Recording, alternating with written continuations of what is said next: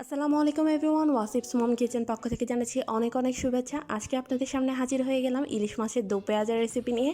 আশা করছি আমার এই রেসিপিটি আপনাদের কাছে ভালো লাগবে, কেননা একদম অথেন্টিক উপায়ে ইলিশ মাছের গ্রান ও স্বাদ অক্ষুণ্ণ রেখে আমি এই ইলিশের দোপেয়াজাটা আপনাদের করে দেখাচ্ছি। প্রথমে আমি একটা মিক্সিং বলে 5 পিস ইলিশ মাছ নিয়েছি। ইলিশ মাছগুলো আমি খুব ভালো মতন ধুয়ে পরিষ্কার করে নিয়েছি। আমার ইলিশ মাছগুলো কিন্তু খুবই তাজা, দেখতেই পাচ্ছেন, এবং ডিমওয়ালা আমি ইলিশ নিয়েছি। ইলিশ মাছের সাইজগুলো কিন্তু এইরকম করে নিতে হবে, খুব বেশি পাতলা করা যাবে না আর খুব বেশি মোটা করা যাবে না। যেহেতু মাছটা খুব বেশি তাজা, তাই আমি এখানে পানি দিয়ে এগুলোকে একটু ভিজিয়ে রাখছি। এবার আমি রান্নায় চলে যাব।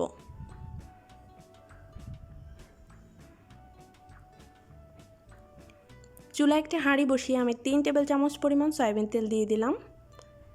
ইলিশ মাছ থেকে যেহেতু অনেকটা তেল বের হবে, তাই এখানে তেলের পরিমাণটা একটু কমিয়ে দিয়েছি।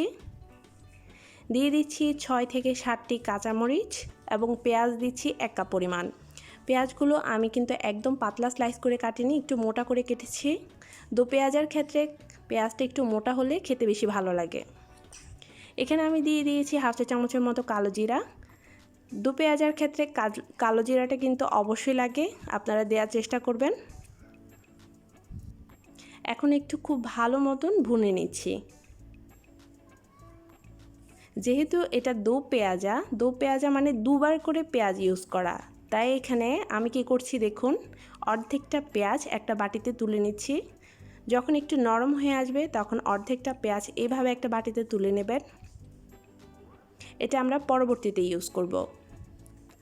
আর বাকি যে অর্ধেকটা পেঁয়াজ থাকবে সেটা একদম ব্রাউন কালার করে ভেজে নেব। যখন একদম লালচে কালার হয়ে যাবে তখন এতে আমি দিয়ে দিচ্ছি 1 চা চামচ পরিমাণ লবণ। লবণের পরিমাণটা আপনারা কমিয়ে বাড়িয়ে দেবেন, যে যেমনটা খেতে পছন্দ করেন। এখানে এবার 1 টেবিল চামচ পরিমাণ পানি আমি দিয়ে দিচ্ছি, যেন পেঁয়াজটা পুড়ে না যায়। একটু ভালো মতন ভুনে নিয়ে এখানে আমি দিয়ে দিচ্ছি একে একে মশলাগুলো। হাফ চা চামচ হলুদের গুঁড়া আর হাফ চা চামচ মরিচের গুঁড়া আমি দিয়ে দিচ্ছি। এখানে ঝালটা আপনারা আপনাদের পছন্দ মতো দিবেন। এখানে আমি আর কোনো মশলা ইউজ করব না। ইলিশ মাছের ক্ষেত্রে অন্য যদি আদা রসুন বা অন্যান্য হেভি মশলা ইউজ করা হয় তাহলে কিন্তু ইলিশের গ্রান স্বাদ দুটোই চলে যায়। চেষ্টা করবেন যে একদম হালকা মশলায় ইলিশ মাছগুলো রান্না করতে, এতে করে দেখবেন ইলিশের ফ্লেভার আর স্বাদ দুটোই কিন্তু অনেক বেশি থাকে। মাছগুলো আমি দিয়ে দিলাম।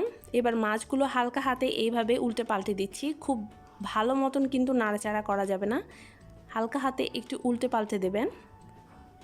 আগেই বলেছি যে ইলিশ মাছ কিন্তু একটু নরম হয়, বেশি নাড়াচাড়া করলে ভেঙে যাওয়ার চান্স থাকে। তো আমি এইভাবে 3-4 মিনিট একটু কষিয়ে নিলাম।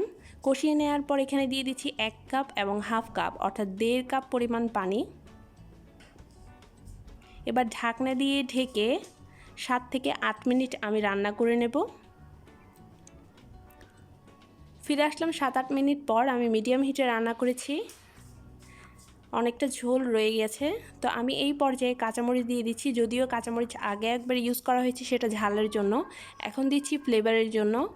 আর যে পেঁয়াজ আর কাঁচামরিচটা আমি তুলে রেখেছিলাম সেটা এখন দিয়ে দিচ্ছি।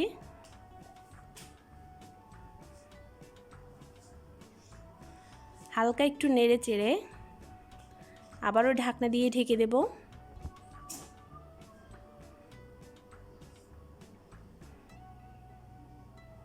আবারও ঢাকনা দিয়ে ঢেকে দিচ্ছি 3-4 মিনিটের জন্য। টোটাল 10 থেকে 12 মিনিট লাগবে আমার এই রান্নাটা করতে। ফিরে আসলাম, দেখতে পাচ্ছেন ইলিশ মাছটা কিন্তু রেডি হয়ে গিয়েছে। এবার আমি একটা প্লেটে তুলে নিচ্ছি। তৈরি হয়ে গেল ইলিশের দোপেয়াজা। আশা করছি আমার এই সহজ রেসিপিটি আপনাদের কাছে ভালো লেগেছে। সবাই ভালো থাকবেন, সুস্থ থাকবেন, আমারও আমার পরিবারের জন্য দোয়া করবেন। আল্লাহ হাফেজ। আল্লাহ হাফেজ।